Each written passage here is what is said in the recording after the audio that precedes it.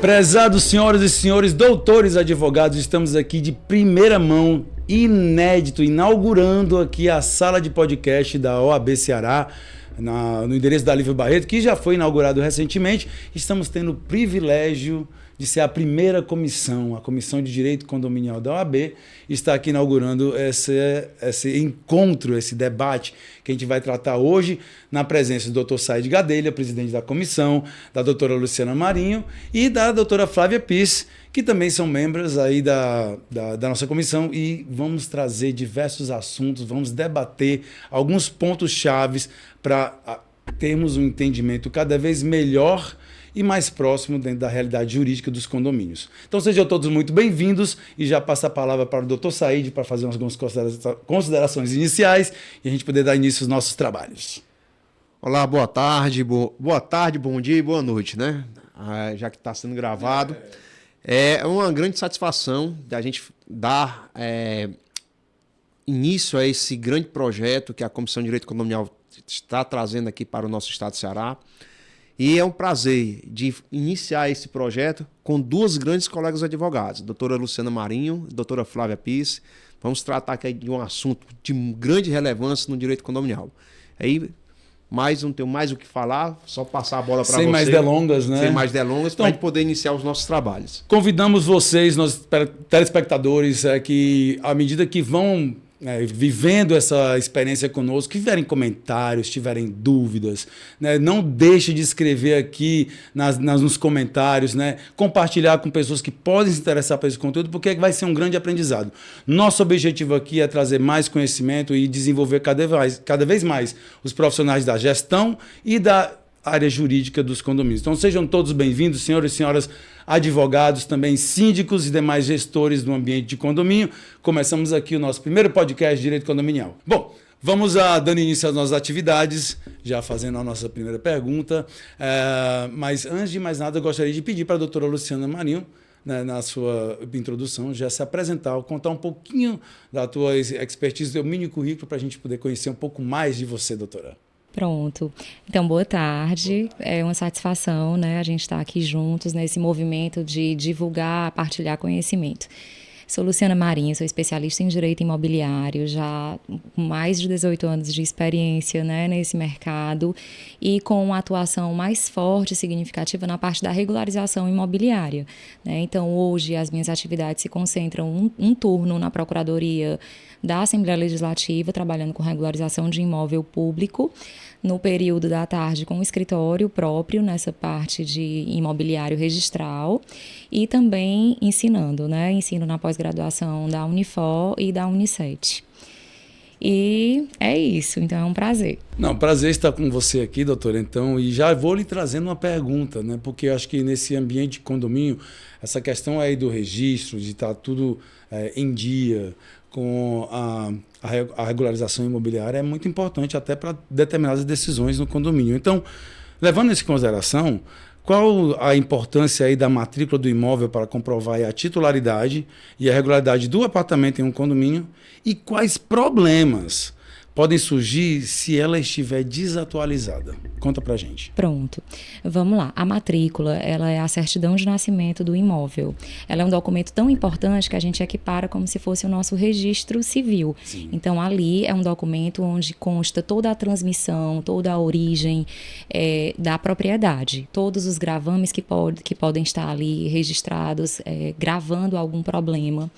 E aí, qual é o impacto disso nas relações condominiais? A gente sabe que um condomínio, né, na nossa morada comum, ali, muitas relações jurídicas estão presentes. Inúmeras, né? De fato. Uma aquisição por compra e venda, uma aquisição por permuta, a própria realidade da locação, que é muito comum no âmbito residencial. E aí, quando a gente se depara com a realidade jurídica, que é a matrícula do imóvel, diferente da realidade de fato, aquela pessoa que está ali morando, mas que ela não, de repente ela tem apenas um contrato de gaveta, ou ela tem uma escritura pública. Ah, doutora, mas é um documento público que nunca foi levado a registro. registro. E aí a gente tem uma máxima no nosso Código Civil, que está lá no artigo 1245, se não registra, não é dono. Então, a importância da matrícula, a gente pode dizer que já está contemplada no nosso Código Civil. Ademais, a gente tem a Lei de Registro Público, que a nossa lei vigente, né, que é a de 73, ela já contempla a importância dessa figura. Então, é um documento muito importante, que infelizmente, apesar de ser óbvio, muitas pessoas ainda subestimam. Então, tanto na hora de comprar, como na hora de a locação, muitas pessoas às vezes locam de boca, ou de uma pessoa, eu estou administrando esse imóvel, e não tem esse cuidado de saber se de fato aquela propriedade pertence a quem está dizendo que é dono, e aí os problemas são diversos, né? Inúmeros. Vêm os problemas que a gente pode enumerar aqui, alguns da realidade condominial. Uma simples mudança, eu danifiquei ali uma peça caríssima de um elevador. Como é que fica a responsabilidade? Quem é que eu vou chamar para consertar? Arcar com isso, né? A gente tem a parte de cobrança, quem nós vamos chamar para adimplir ali com a sua taxa condominial, porque a gente tem no documento uma pessoa figurando como proprietário e um outro documento, ou nem tem documento, né? Então, a gente tem essa série de problemas. Então, eu costumo dizer que a regularização imobiliária, às vezes a gente pensa que é uma realidade longe, mas ela é uma realidade próxima, muito próxima. Por quê? Porque ela traz quando ela está irregular, ela vai trazer a insegurança jurídica para a nossa morada comum. Com certeza, né? Acho que muita gente, né, consegue o seu primeiro imóvel, o seu imóvel, e não se atina para fazer a documentação correta e acaba incorrendo nessas situações adversas. Né, e tendo problemas, inclusive, quando chega no momento de uma gestão de condomínio. Inclusive, Tiago, é importante a doutora Luciana comentar bastante sobre esse assunto, porque muitas vezes, quando a pessoa adquire um imóvel, e aí nós vamos colocar aqui um apartamento, muitas vezes é o sonho da casa própria. Sim. E sendo o sonho da casa própria, imagine quando ele vai adquirir aquele imóvel, ele acredita que está sendo juridicamente perfeita a questão, mas muitas vezes ele está comprando só um apartamento em um condomínio de fato. Quantas e quantas vezes a gente se depara dentro da nossa labuta condomínios que estão aí, são apenas de fato, não são de direito e não tem a devida regulamentação, a regularização condominial. Isso impacta bastante no valor do imóvel, né, doutora? Sim, impacta. A gente costuma dizer que o imóvel registrado, ele tem mais valor, ele tem a liquidez patrimonial, porque quando de repente você compra com essas irregularidades, o valor venal, a gente sabe que todo valor de imóvel, quando ele está no mercado para venda, ele possui no mínimo ali 3 avaliações. Tem uma avaliação de IPTU, ele tem a avaliação de entorno e ele tem a avaliação da liquidez patrimonial, que é o que ele está pronto para ser transferido. Pronto, quando chega nesse momento e venda envolve esse projeto, né, esse sonho e a emoção, a venda cai porque tem algum problema. Muitas vezes é inventário, é um exemplo muito que a gente acompanha muito no mercado. O inventário concluiu, a pessoa tem ali ou a sua escritura pública de inventário ou o seu formal de partilha, mas ele nunca levou a registro. Isso vai ter um impacto, porque você tem no mundo, doutor, mas é um documento sim, ele é um documento robusto, ele lhe deu, ele conferiu aquele direito, mas você não registrou, né? E o direito não socorre os que dormem, né? E aí nesse íntere, mortes acontecem, outros eventos, né, que vão atingindo nossa vida civil, e isso tem impacto imobiliário e vai ter impacto também na nossa relação dentro do condomínio. Só fazendo uma observação que muitas vezes, doutora Flávia, na hora da compra e venda, acredito eu que cerca de 90% de nós brasileiros, quando estamos comprando um imóvel, a gente faz um financiamento. E muitas vezes o banco não financia aquele imóvel que não está devidamente matriculado, não é verdade? Se não tiver matriculado, ele não financia de forma alguma. E mesmo estando matriculado, ainda tem algumas condições que os bancos exigem, né? Um mínimo de alguma norma de engenharia que tem que ter e tal. Se tiver diferente disso, ele de fato nem registra. Então, assim, isso também faz com que você perca valor no seu imóvel. Mas, assim, eu queria pontuar, a doutora Luciana falou sobre a questão do inventário, que quando a gente vai acionar por qualquer motivo que seja, um imóvel desse, para que ele pague uma dívida condominial ou para que ele ressarça um prejuízo que deu a um condomínio, nós estamos falando de herdeiros, né? E eles respondem só pelo quinhão deles. E aí fica a gente tendo que escolher qual é o herdeiro. Ou se coloca todos os herdeiros, ou se coloca só um, qual é o que tem uma condição financeira melhor, porque aí vai impactar na relação jurídica de citação, de citar várias pessoas, etc., né? Então, é um ponto a se considerar. E também a questão de quando você tem um imóvel em condomínio. Porque é comum, quer dizer, não sei se é comum, mas eu já me deparei com famílias em que os pais, eles doaram em comunhão todos os imóveis para os filhos. Então, cada imóvel pertence a todos aqueles indivíduos. E aí, quais são as repercussões disso na matrícula? Quais são as repercussões disso na compra e venda desse imóvel? Você acaba precisando da anuência de todos os demais para poder comprar ou para poder vender. Se você precisar penhorar um imóvel desse para conseguir realizar o pagamento de uma dívida, todo mundo tem que concordar. Ou se passados 5 anos você não quiser mais manter essa comunhão patrimonial, você tem que entrar com ação de extinção de condomínio. Você fica aguardando que o juiz determine que ou alguém pague o valor que o quinhão pelos outros, o herdeiro A, o comunheiro A diz que vale 50 mil e o B diz que vale 100. Se você não compra por 5, aí eu não vou comprar por 50. E aí o juiz tem que levar esse imóvel para leilão, envolve terceiros. Então, assim, a questão da regularização patrimonial é importantíssima e de fato impacta no valor comercial do bem. É verdade. Não, seria interessante até que a gente está debatendo sobre isso, e que a doutora Luciana aproveitasse, comentasse rapidamente quais as situações que a administração do condomínio pode ser responsabilizada por falhas na documentação e principalmente de áreas comuns ou privativas do condomínio, e quais as medidas que podem ser tomadas para evitar litígios. Pronto. A responsabilidade vai ficar muito nessa esfera, né, cível e criminal, porque se de repente algum problema de divergência ali por alguma responsabilidade, seja de natureza financeira ou até de uma obrigação de fazer por algum conflito condominial, né, a gente vai se deparar com esse tipo de postura. Por quê? Porque o condomínio entrou errado, ou às vezes ele não teve acesso àquele cadastro, às vezes consegue um acesso de cadastro de IPTU que está defasado ainda mais do que o registro imobiliário, porque são cadastros que não conversam entre si. Muitas vezes você tem também essa realidade na Secretaria de Finanças de ter um proprietário lá como dono.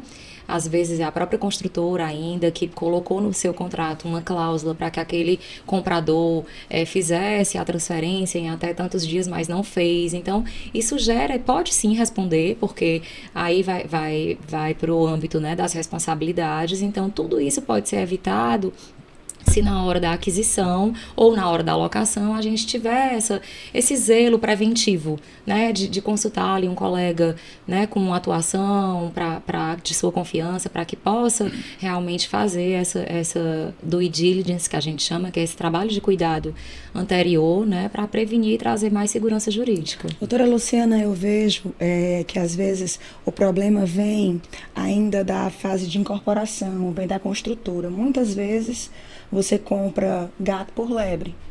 Então, a administração, quando o condomínio é formado, tem a primeira assembleia, então o condomínio é formado, né, o síndico é eleito, etc.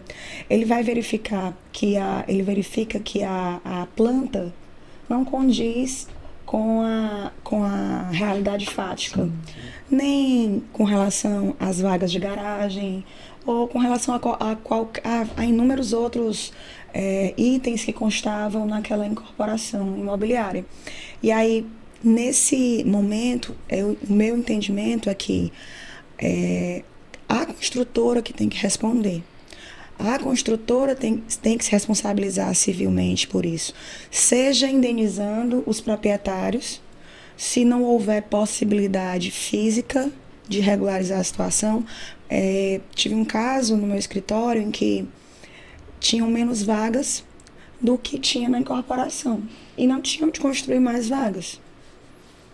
E aí, como o doutor Said falou, né? Às vezes, esse imóvel é o primeiro imóvel, é o sonho da casa própria. Então, você compra esperando que vai ser do jeito que você sonhou, do jeito que você leu que seria, que a construtora te prometeu, e na verdade não é. E muitas vezes não é possível corrigir. Não é possível construir uma vaga se não tem espaço para se construir aquela segunda vaga, né? E aí eu entendo que o condomínio deve sim surgir sim contra a construtora, que não é o síndico que tem que responder civil e criminalmente por isso, porque ao assumir o condomínio, ele já assumiu com aquelas falhas, as falhas não advieram da administração dele, né? Então, entendo que o síndico tem que assumir as responsabilidades pelas ações dele, na gestão dele, o condomínio como um todo, durante todas as gestões, e a construtora pelo que ela entregou ao condomínio. Então, assim, eu entendo que essas responsabilidades, elas são... A análise de cada caso concreto é muito peculiar, né? Eu acho que esse movimento da gente aqui é muito importante de trazer já essa lucidez do que é que a gente pode fazer para prevenir, porque hoje, como o doutor Said bem colocou, está envolvido o sonho, um investimento às vezes de uma vida toda, né, doutora Flávia? E aí eu acho que é importante você hoje já ter mais tem mudado, porque nós, o Brasil como um todo, a gente não tem essa cultura da regularização e nem de se atentar ao que é necessário. A gente vai fazer, vai comprar, mas hoje tem até mudado, a gente tem visto um movimento maior nos escritórios, às vezes até para uma análise de um contrato, mas que isso é importante mesmo em todas as operações, na permuta, na compra e venda, na locação, porque aí evita esse tipo de coisa, porque aí hoje é obrigado a que o stand, ele tenha o memorial da incorporação, e aí você precisa, para fins de incorporação, essa matrícula, a gente já considera atualizada 90 dias e não os 30, certo? É uma diferençazinha que a lei coloca, mas que é importante só para a pessoa ter noção. Na data de hoje, eu estou no stand, então está dentro dos 90 dias, aquilo ali já me traz mais segurança, porque já vai refletir melhor a realidade daquele empreendimento. Se já for uma coisa antiga, de pessoa física para pessoa física, eu ter sim, apesar de que hoje nós, pelo provimento atual, nós já podemos lavrar escrituras com problemas fiscais, a gente dispensa, desde que comprador e vendedor estejam cientes daquele valor, para que aquilo não vai impactar de uma forma no meu bem.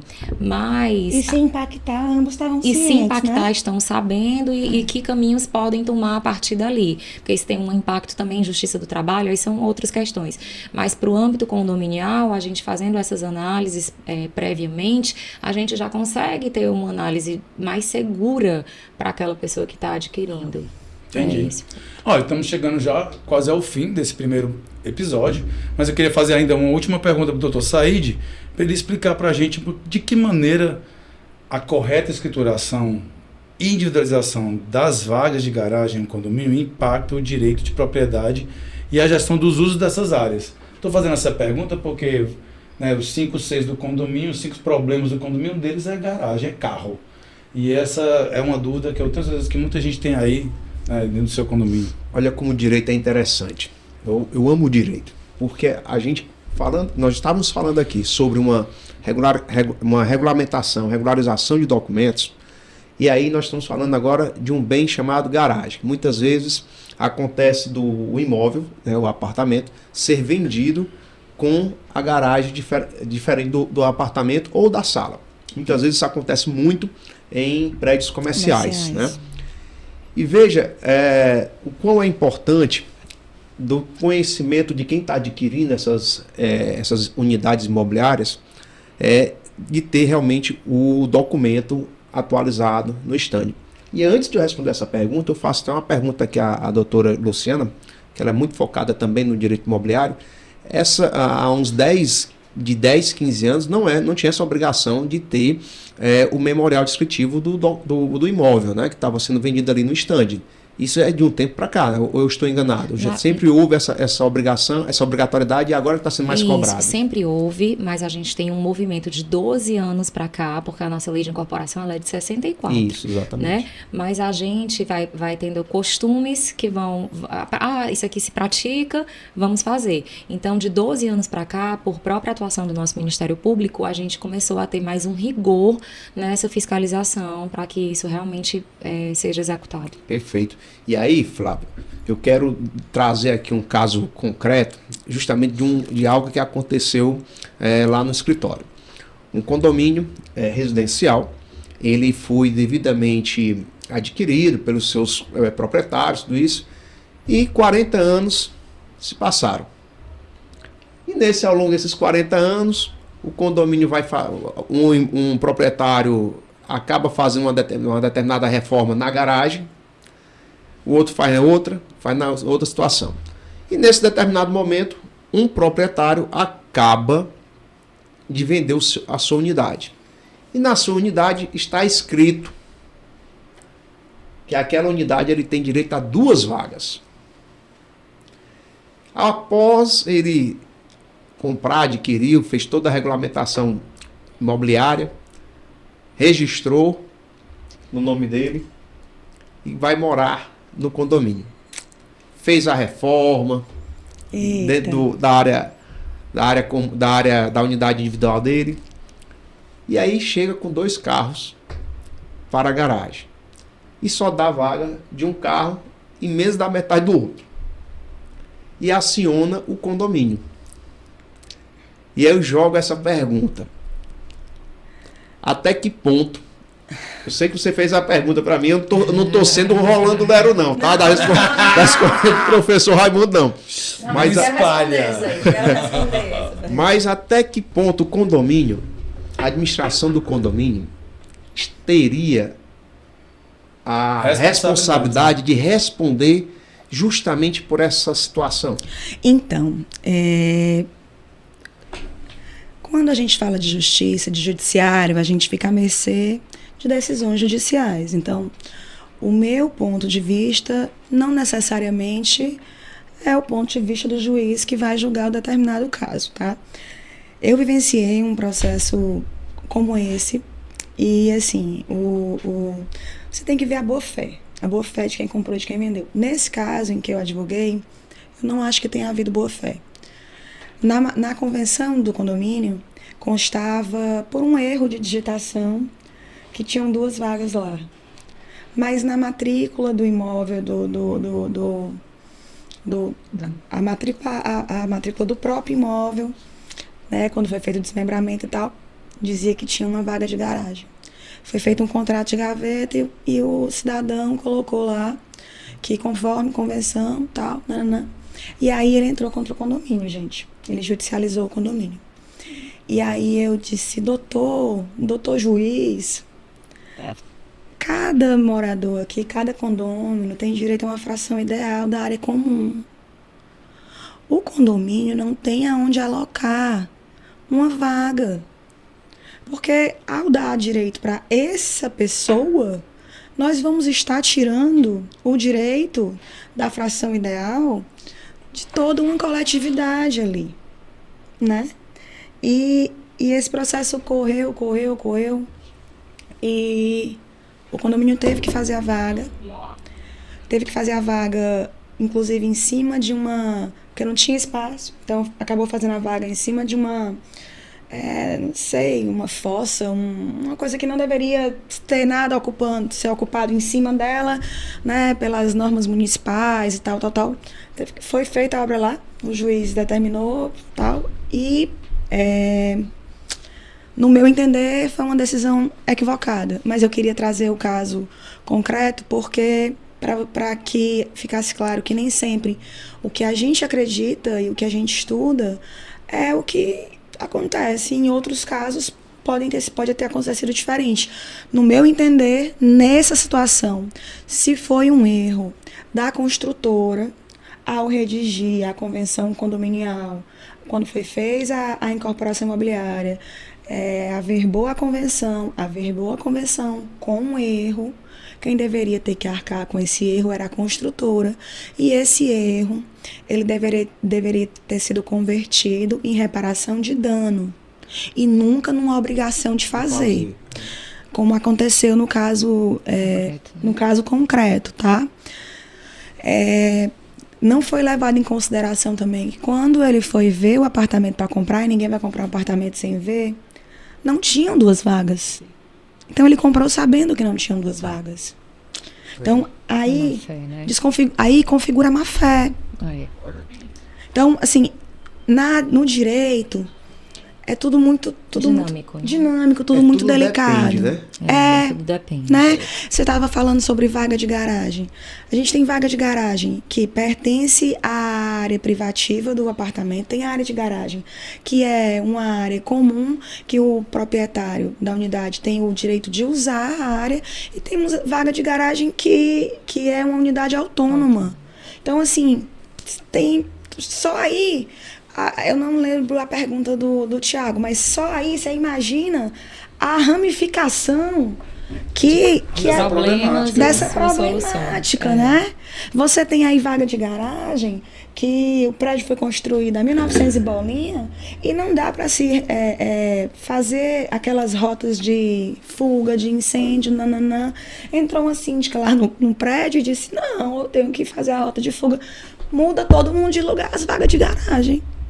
Minha vaga de garagem é aqui perto do elevador, não, mas não dá certo, sua vaga vai ficar aí, não.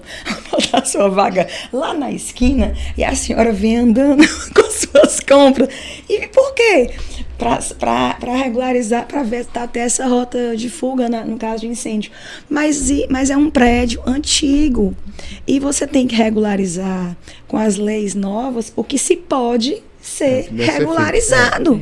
Né? Verdade. E deixa eu te trazer aqui. Muito bom você ter trazido esse caso concreto, que aí nesse caso concreto que eu também vivenciei, veja que no seu caso concreto, a matrícula do imóvel, olha só, doutor Luciano, estava com uma vaga escrita. O que é mais importante? É a matrícula, o registro do imóvel, ou é a convenção que está colocada lá por possivelmente erro de digitação com 2 vagas?